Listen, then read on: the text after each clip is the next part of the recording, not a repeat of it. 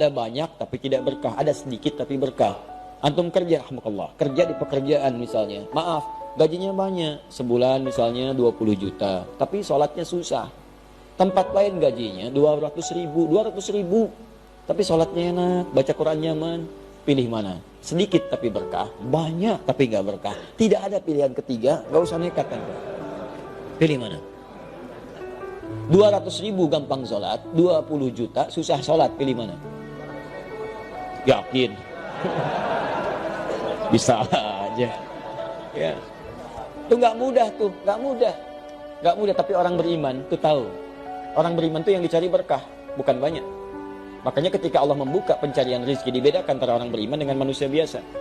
Ya, silahkan cek Quran surah kedua ayat 168 paling kanan sebelah bawah.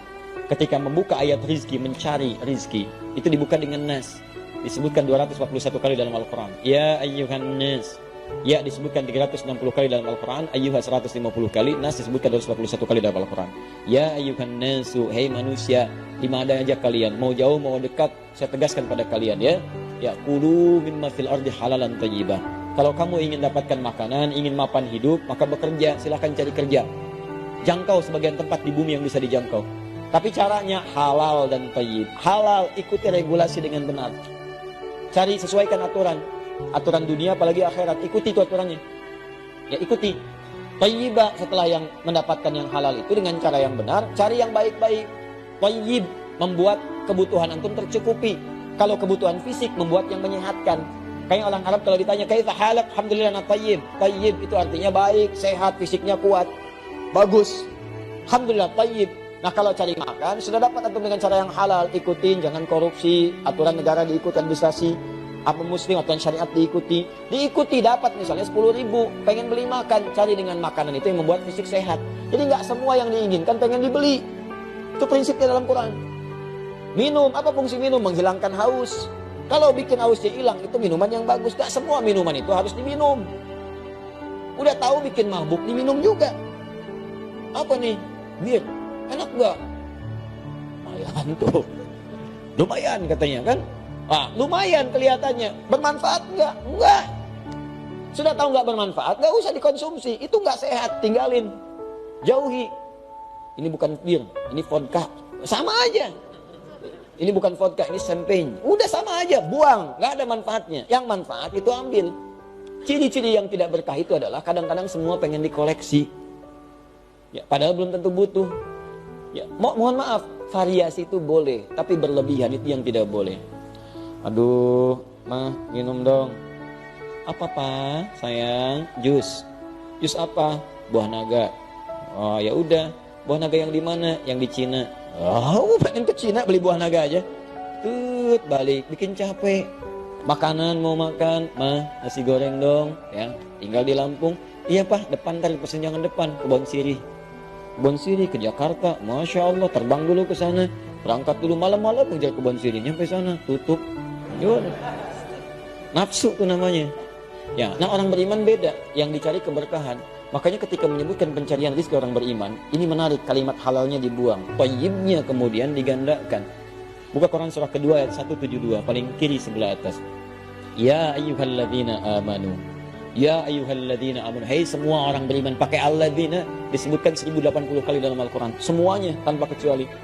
Kulu min tayyibati ma razaqnakum. Silahkan cari rezeki min tayyibat. Halalnya dibuang kalimatnya. Muncul tayyib dijamakkan jadi tayyibat. Tayyibat bentuknya jamak, menunjuk pada banyaknya keberkahan. Kenapa halalnya dibuang? Karena orang beriman itu imannya otomatis akan membimbing dia untuk mencari yang halal. Jadi kalau antum merasa beriman, tapi terfikir berbuat yang haram, ini menunjukkan ada masalah dalam imannya. Bermasalah. La yasriqul mu'min indama yasriq fahuwa mu'min. Orang beriman itu gak akan mencuri. Saat mencuri ada iman dalam dirinya. Ini menandakan iman tidak akan mendorong perbuatan maksiat. Paham? Kalau antum mencari rezeki begini, kepikir yang halal, yang berkah, gak apa-apa sedikit yang penting berkah, maka Allah akan lipat gandakan berkahnya. Dilipat gandakan. Min tayyibati, kami banyakin tuh manfaatnya. Berkah itu banyak manfaat. Bahkan hebatnya, yang sedikit ini kadang gak pernah kepake. Saya punya teman dulu di Libya, berangkat ke sana sama-sama. Orang awak teman kami itu, Giting. Dia bawa $50 pak. Berangkat ke sana 4 tahun. nggak kepake. $50 4 tahun. Nggak kepake. Bahkan dia berusaha berkhidmat dengan uang ini, membalas jasa ibundanya, saya pengen hajikan ibu saya. Dan berhasil. Ada keluarga penghafal Quran. Itu Masya Allah, luar biasa itu. Saya sering sampaikan kisah ini karena inspirasinya bagus. Ini Pak, istrinya penghafal Quran. Nyata ini. Punya sanad. Suaminya demikian. Anaknya juga hafal Quran. Suaminya kerja mungkin di tempat yang menurut sebagian orang kecil lah. Buruh kuli. Hebat tuh. Istrinya dan ke sawah, bawa suluh.